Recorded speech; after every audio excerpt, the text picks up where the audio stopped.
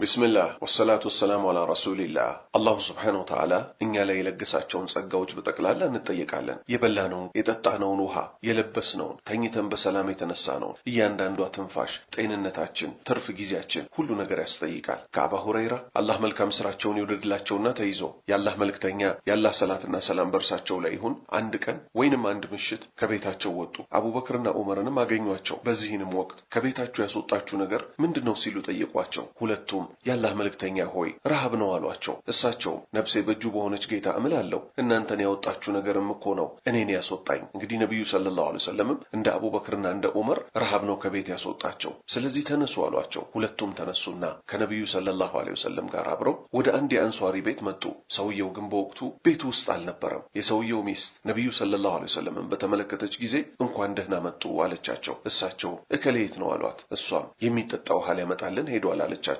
ሰውየው ሲመጣ ያላህ መልእክተኛንና ሰለላሁ ዐለይሂ ወሰለም ባልደረባዎቻቸውን በተመለከተ ጊዜ ለአላህ ምስጋና ይገባው ዛሬ በኔ ዘንድ ከርሶ የበለጠ የተከበረ እንግዳ የለም አላቸው ከዚያም ሄዶ በተምር ልጥ ላይ ተምርና የተምር እሸት ይዞላቸው መጣና እንዲመገቡ ጋበዛቸው ፍየሉንም ሊያርድ ሲል ያላህ መልእክተኛ ያላህ ሰላትና ሰላም በርሳቸው ላይ ይሁን የወተቷን ፍየል እንዳታርድ ተጠንቀቃሉት እሱም በፍየሏ ምትክ በጉን አረደላቸው ከስጋው ማዕድ አዘጋጀላቸው እነሱም ከዚያ ስጋና ተምር በሉ ውሃም ጠጡ በልተው ከጠገቡ ውሃ ከተጡ በኋላ ያላህ መልእክተኛ ያላህ ሰላትና ሰላም በርሳቸው ላይ ይሁን ለአቡበክርና ለዑመር እንዲህ አሏቸው ነፍሴ በእጁ በሆነች ጌታ እምላለሁ በትንሳኤ ቀን ስለዚህ ጸጋ በርግጥ ትጠየቃላችሁ ረሃብ ከቤታችሁ አስወጣችሁ ይህንን ጸጋ ይህንን እራት በልታችሁ እስክትመለሱ ድረስ እኮ ወደ ቤታችሁ ባዷችሁን አልመለሳችሁም የዓለማቱ ጌታ ኢማሙ ሙስሊም ዘግበውታል ያላህ ባሪያዎች ሆይ ከዚህ ሐዲስ ምን እንረዳለን እያንዳንዷ ወቅት ላይ ምናገኛት ምግብ ከየት የመጣች ይመስለናል ሚበላው ሚጠጣው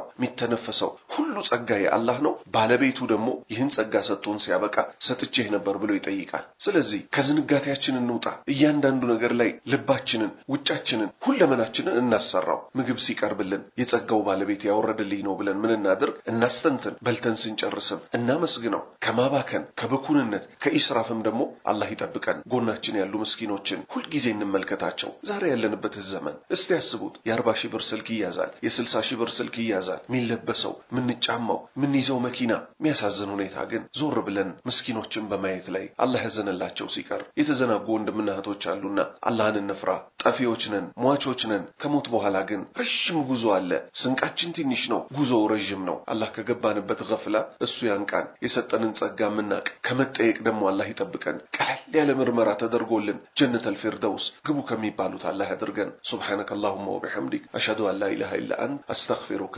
ወአቱቡ ኢለይክ